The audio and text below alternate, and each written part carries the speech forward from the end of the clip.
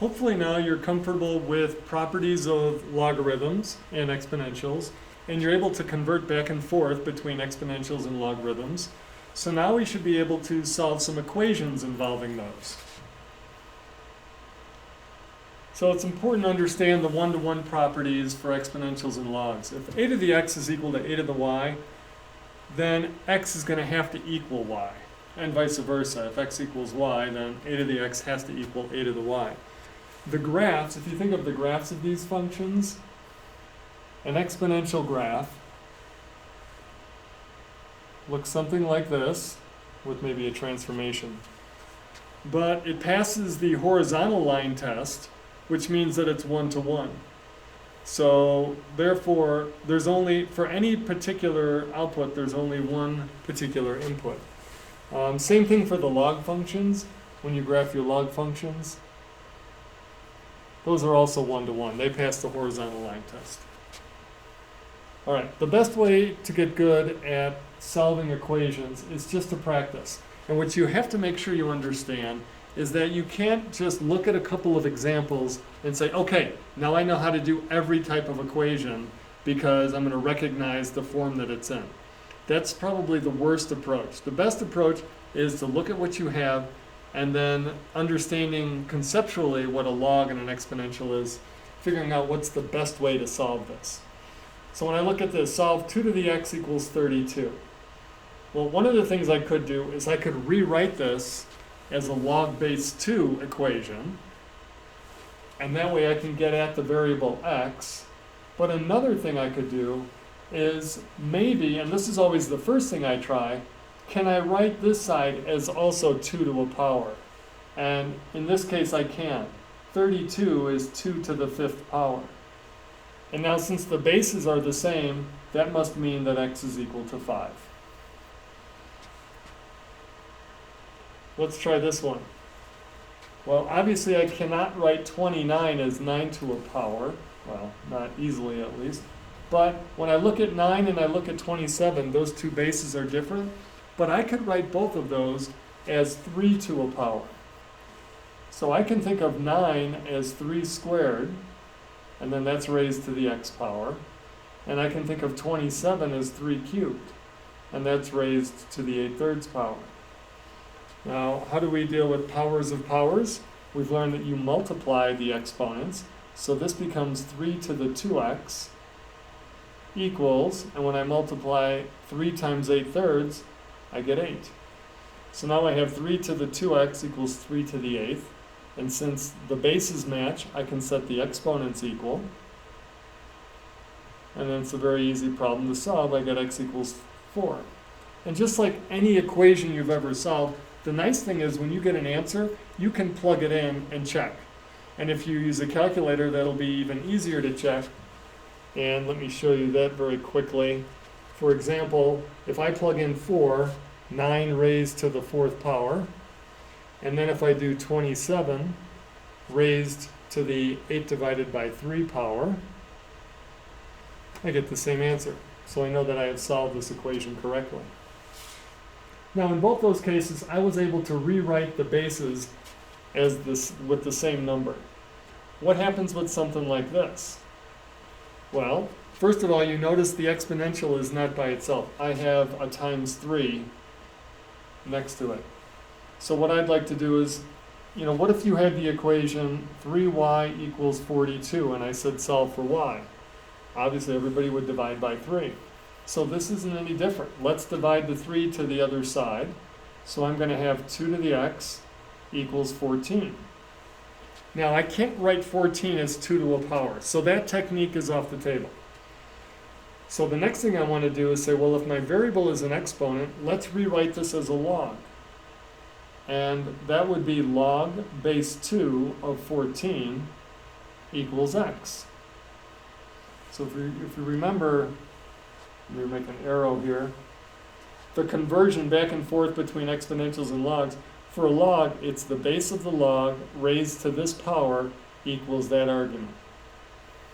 So now I have log base 2 of 14. Now that's just a number. That represents some decimal number. 2 to what power equals 14? Well, we know 2 to the third power is 8, and 2 to the fourth power is 16. So it's going to be 3 point something. Now, on your calculator, you could type it in if you wanted a decimal approximation. And if you have a feature where you can put in any base you want for the log, then we can just type it in as is. And there's 3.807. Write that here. So x is approximately equal to 3.807. But I would prefer, unless the directions say otherwise, just leave your answer like that, knowing that that represents a number. It's just a decimal answer. Now, if you don't have that feature on your calculator, you can do your change of base formula. Let's use base 10, for example. That would be, so log base 2 of 14 is log base 10 of 14 divided by log base 10 of 2. And we still get the same answer. Or you could use the natural log in your change of base. So the natural log of 14 divided by the natural log of 2. And in any case, we get the same answer, about 3.8. Okay, so let's try some other equations. What if we have to solve this? E to the x equals 72. Obviously, I can't write 72 as e to a power. So my variable, where is it? It's up here as an exponent. So let's rewrite this as a log. And actually, let me write it this way. So we would write log base e of 72 is equal to x. And now, we never write log base e, we just use the natural log for that. So we would say the natural log of 72 is equal to x. And remember, natural log of 72, once again, that's just a decimal. If you want the approximation, you can grab the calculator and you can punch that in, natural log of 72. About 4.2, we'll go 2 decimals, 4.28.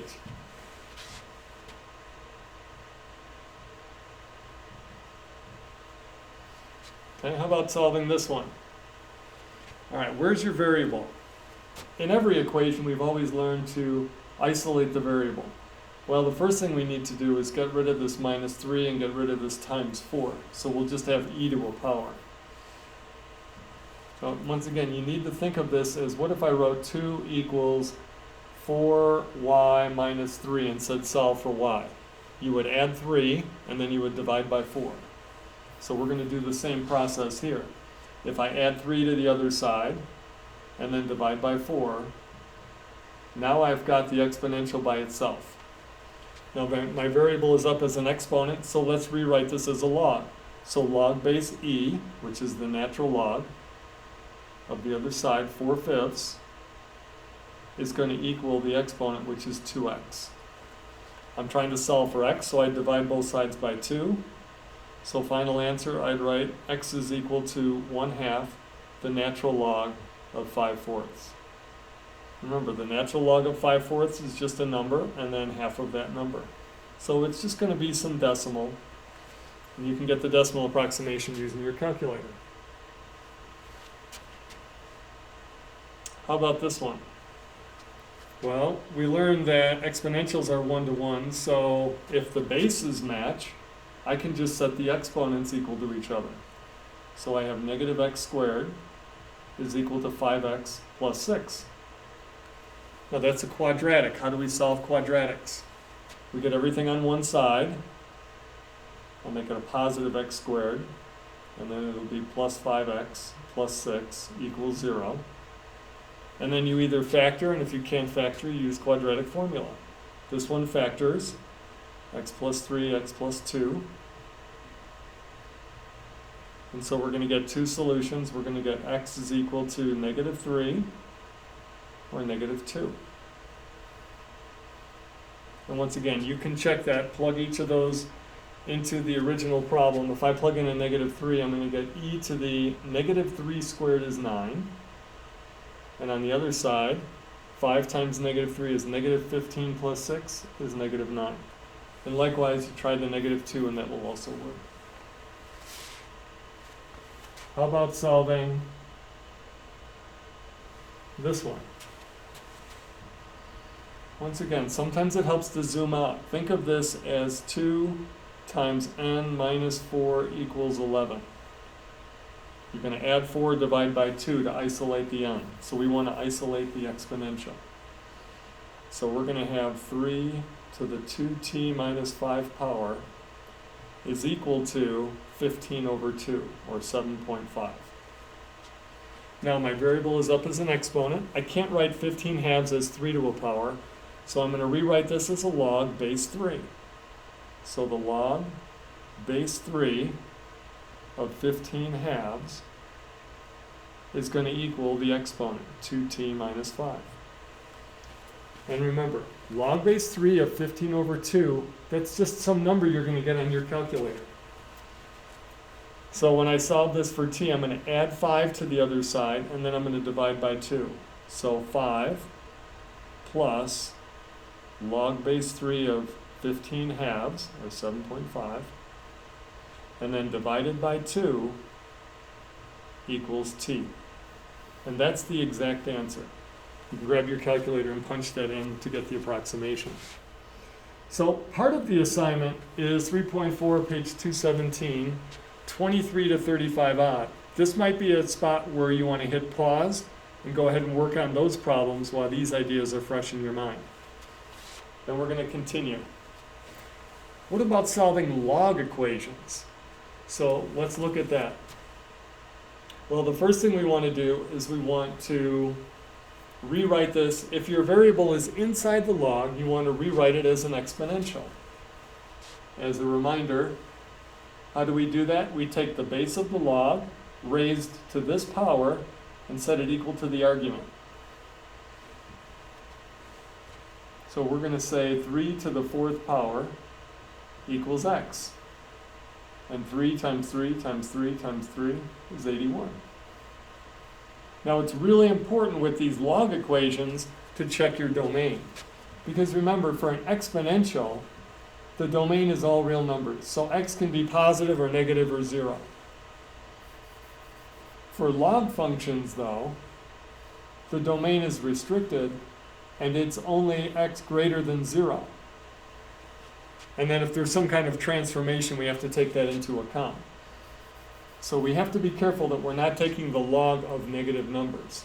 So when I plug in my value for x into the original equation, I'm going to have log base 3 of 81. And that's legitimate. I can do that. All right, let's solve this one. The natural log of 3x equals 2. Well, my variable is inside the log. So to get at that, I need to rewrite this as an exponential.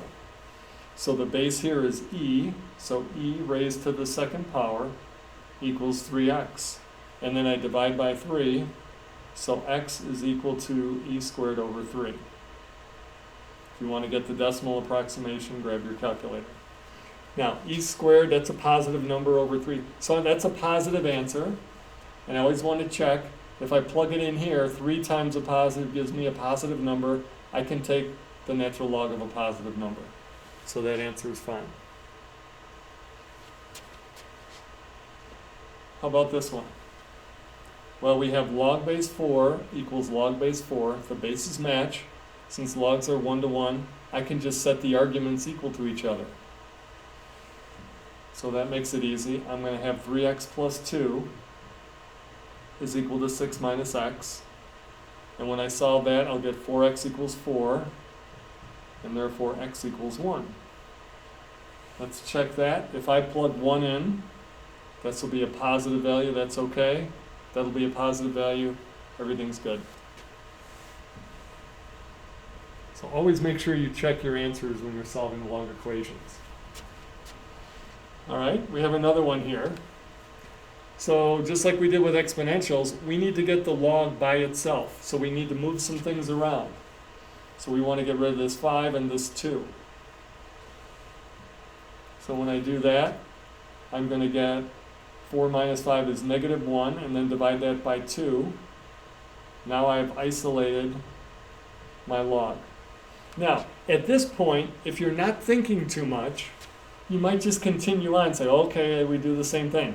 My variable's inside the log, I rewrite this as an exponential. So the base is e, so I'm going to say e to the negative 1/2 equals x, and then you say, good, I move on to the next problem.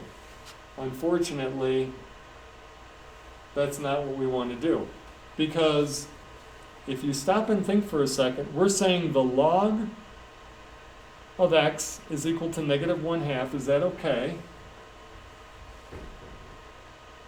And once again, let's go, I want you to visualize your graph. And sometimes you're thinking you're wasting your time here. And in this case, maybe, but not really. Can my log have an output of a negative value? Sure. Anywhere over here, anywhere less than 1, I can get negative outputs. So I'm okay on this one. So where's my different one? So we have e to the negative 1/2 is equal to x. And if I plug in that, what's e to the negative 1/2 power? That's a positive amount, isn't it? And I plug it in here and I get a positive amount. I can't reinforce enough how much you have to check. Because the one time you don't check, that's when it's going to be a problem. All right, let's look at this one. So what do I have here? I have log plus a log equals log. Well, I've only solved the equations if I have a log equals a log, then I can set the arguments equal. But hopefully, the left side triggers something and you remember properties of logs. I can condense that to be the natural log of x minus 2 times 2x minus 3. And on the right side, I can write that as the natural log of x squared, moving the 2 up as an exponent. So now I have a log equals a log, and so I can set the arguments equal. I can set this equal to x squared. So if I distribute, I'm going to get 2x, switch colors, I'm going to get a 2x squared, and then a minus 4x and a minus 3x is a minus 7x plus 6. And that's going to be equal to x squared. So quadratic, set it equal to 0, and then solve. Factor or use quadratic formula. This one factors. So we've got x minus 6 minus 1. So we got x is equal to 6 or 1. And then we're done. And then if you want to, wait a minute, the one time I didn't check, if I plug 6 back into the original, 6 minus 2 is 4. Natural log of 4, that's valid. Plug in 6 here, 12 minus 3 is 9. That's okay, natural log of 9. Plug it in here, natural log of 6. That seems fine. What happens when I plug a 1 in? A 1 here, that's fine, that's positive. When I plug a 1 here though, I'm going to get natural log of negative 1. And here I'll also get a negative. And so that's a problem. So that's not in the domain of this problem. So I have to get rid of that. So the only answer is x equals 6. So logs, you have to spend a little more time after you get your answer making sure that those answers are valid. Once again, some more problems that are part of the assignment. In 3.4, 37 to 45 odd, you might want to do those before moving on to the next section. Let's look at another example now. How are we going to solve this? Well, if you just are trying to look for patterns and think of what we've done before, oh, we get e by itself, but wait a minute, I can't combine those. E to the 2x minus e to the 1x, those aren't like terms. So I can't get a single exponential and isolate it. So now what should I do? Well, if we zoom out a little bit, and e to the 2x is the same as e to the x squared.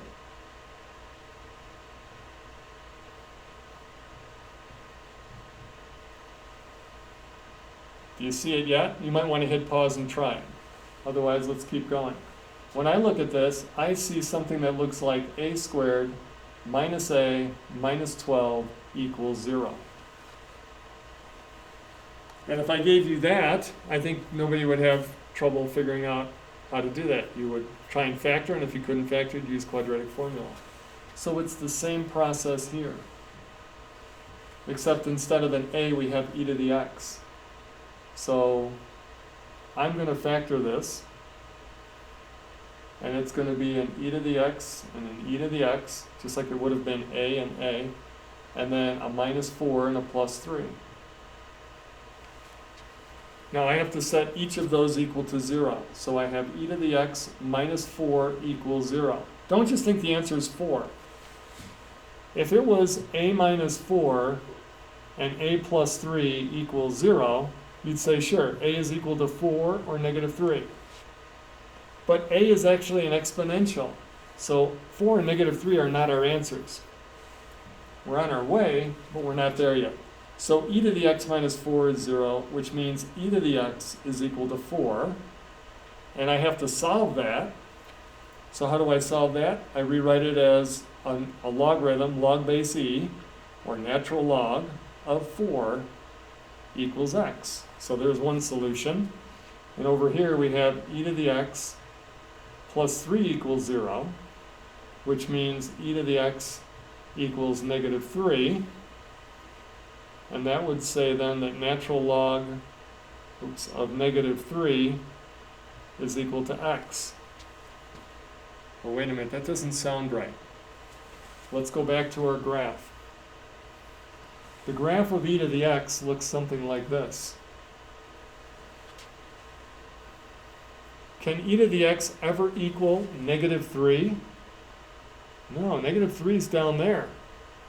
And the range of e to the x is greater than 0. So that's impossible. Just like taking the natural log of a negative 3 is impossible. So hopefully somewhere along the way you would have realized that. But this has no solution. So the only answer for this is x is equal to the natural log of 4